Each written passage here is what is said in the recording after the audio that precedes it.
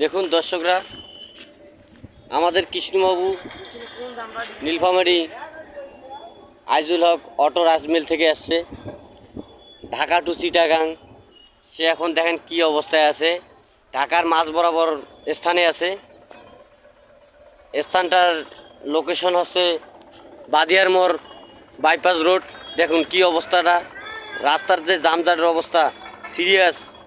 দেখুন কতগুলো গাড়ি, সিরিয়ালের শেষ নেই, কবে যাবে তারও কোনো শেষ নেই। দেখেন